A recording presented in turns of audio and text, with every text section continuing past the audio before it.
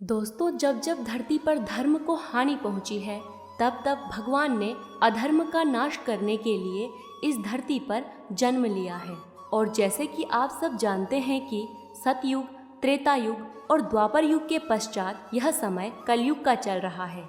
और आज हम आपको बताएंगे कलयुग के बारे में श्री कृष्ण द्वारा 5 ऐसी बातें जिसे सुनकर आप हैरान हो जाएंगे। तो वीडियो के अंत तक जरूर बने रहिए। नमस्कार दोस्तों, और स्वागत है आपका हमारे चैनल में। और अगर आप हमारे चैनल पर नए हैं तो हमारा चैनल सब्सक्राइब करना ना भूलें। दोस्तों, क्या आप जानते हैं कि कलयुग के बारे में भगवान श्री कृष्ण ने द्वापर युग में ही बता दिया था कि आने वाला कलयुग कैसा होगा। जी हाँ दोस्तों, द्वापर युग के दौरान पांडवों के मन में यह जानने की इच्छा जागृत हुई कि द्वापर युग के बाद का युग कैसा होगा। तो पांचों पांडव श्री कृष्ण के पास गए और कहा कि प्रभु हमें बताएं कि आने वाला युग कैसा होगा। तब श्री कृष्ण समझ गए कि पांडवों के मन में जो प्रश्न उठ रहा है उसका उत्तर कैसे दिया जाए। तब कृष्ण बोलते हैं कि तुम सब एक वन में अलग अलग दिशाओं में जाओ और वहाँ तुम जो भी देखोगे वह विस्तार पूर्वक मुझे बताओ। अब पांचों पांडव अलग अलग दिशा में चले जाते हैं और वन में जो भी पांडवों को दिखता है वह देखकर ही वह दंग रह जाते हैं और फिर भगवान श्री कृष्ण के पास आते हैं। तब श्री कृष्ण युधिष्ठिर से पूछते हैं कि तुमने वन में क्या देखा। तब युधिष्ठिर बोलते हैं कि मैंने एक हाथी देखा, परंतु उसकी 2 सूंड थी। प्रभु आप मुझे बताएं कि इसका क्या अर्थ है। तब भगवान श्री कृष्ण बताते हैं कि कलयुग में ऐसे लोगों का राज होगा जो दोगले होंगे, करेंगे कुछ और बोलेंगे कुछ और तब भीम बोलते हैं कि भगवान मैंने एक ऐसा दृश्य देखा जिसे देखकर मेरी आंखों पर यकीन नहीं हुआ। तब श्री कृष्ण पूछते हैं कि तुमने ऐसा क्या देख लिया।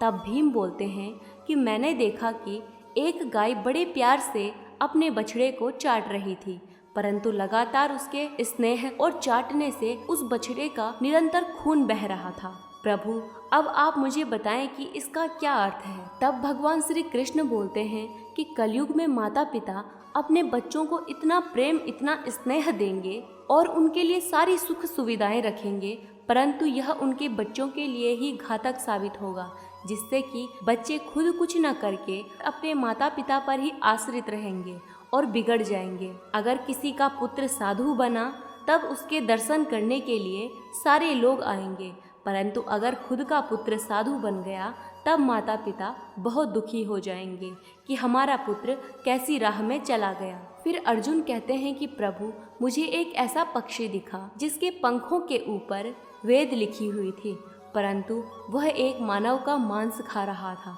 इसका क्या अर्थ हुआ। तब भगवान श्री कृष्ण बताते हैं कि कलयुग में ऐसे व्यक्ति रहेंगे जो विद्वान कहलाएंगे, परंतु उनके मन में हमेशा यही रहेगा कि कब किसकी मृत्यु हो और उसकी जमीन, उसका मकान कब उसे मिल जाए। इंसान चाहे कितना भी अमीर होगा, परंतु उसकी नज़र हमेशा दूसरों की संपत्ति पर ही टिकी रहेगी। तब नकुल कहते हैं कि प्रभु मैंने वन में देखा कि एक बहुत बड़ा पत्थर पहाड़ से नीचे गिरा और बड़े बड़े वृक्ष भी उस पत्थर को नहीं रोक पाए, परंतु एक छोटे से पेड़ की टहनी ने उस पत्थर को रोक दिया। यह कैसे संभव हुआ, मुझे आप कृपया करके यह बताइए। तब भगवान श्री कृष्ण कहते हैं कि कलयुग में मनुष्य का जीवन पाप, अधर्म और द्वेष की भावना से भर जाएगा।